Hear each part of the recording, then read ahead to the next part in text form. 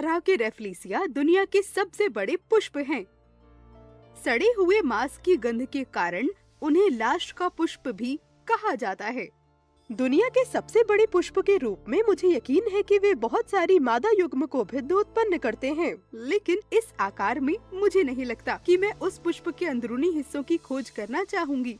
आइए एक पुष्पी पौधे में मादा युग्म कोभिद की संरचना, कार्य, स्थिति के बारे में जानें, जो थोड़ा अधिक प्रबंधनीय है।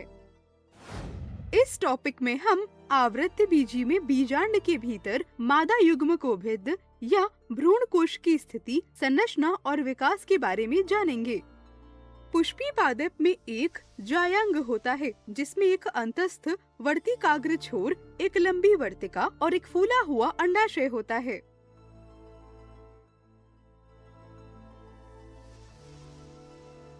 अंडाशय को नजदीक से देखने पर विकासशील बीजांडों की उपस्थिति का पता लगता है। तरुण बीजांड एक उभार के रूप में प्रकट होता है, जो एक छोटे डंठल के द्वारा कोष्ठक में बीजांडासन से जुड़ा होता है, जिसे बीजांड व्रंत कहा जाता है।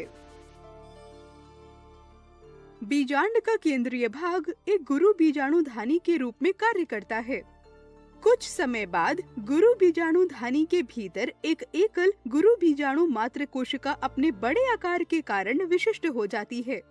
यह द्विगुणित गुरु बीजाणु में फिर अर्धसूत्री विभाजन होता है, जिससे 4 अगुणित गुरु बीजाणु बनते हैं। इन 4 में से 3 कोशिकाएं अपभ्रष्ट हो जाती हैं, शेष कोशिकाएं तब बढ़ जाती हैं और केंद्रक समसूत्री रूप से 3 बार विभाजित होता है, जिससे 8 केंद्रकी बनते हैं, जिससे भ्रूण कोश के 8 केंद्रकित चरणों का निर्माण होता है। इस चरण के बाद कोशिका भित्ति का निर्माण होता है। इनमें से 3 केंद्रकी 3 प्रति व्यासांत कोशिकाओं को बनाने के लिए भ्रूण कोश के एक छोर पर चले जाते हैं।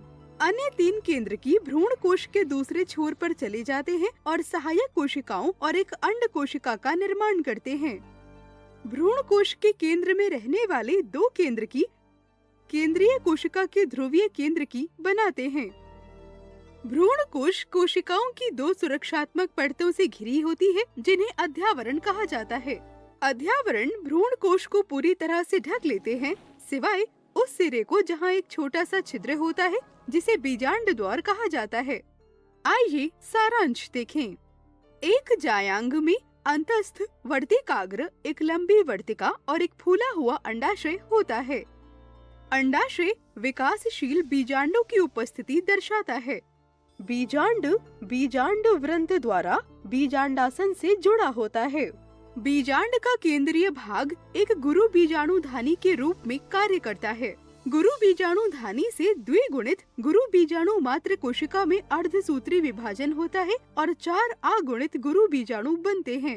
इन 4 में से 3 कोशिकाएं अपभ्रष्ट हो जाती हैं, शेष कोशिका बड़ी हो जाती है और केंद्रक 3 बार अर्धसूत्री विभाजन द्वारा विभाजित होता है, जिससे भ्रूण कोश के 8 केंद्र की बनते हैं, जिससे भ्रूण कोश के 8 केंद्र के चरणों का निर्माण होता है। ऐसा कौन सा परागणकारी है जो ऐसे पौधों को पसंद करता है जिसमें सड़े हुए मांस जैसी गंध आती हो? मधुमक्खियां नहीं, जो मीठे महक फल वाले पुष्पों को पसंद करती हैं, बल्कि मक्खियां जो बदबू मारते खाने की शौकीन होती हैं। रेफ्लिसिया सीलिया की अहम स्वादिष्ट सुगंध से आकर्षित होती हैं और पुष्प को परागित करने में मदद करती हैं। ऐसे ही वीडियो के लिए बने रहें।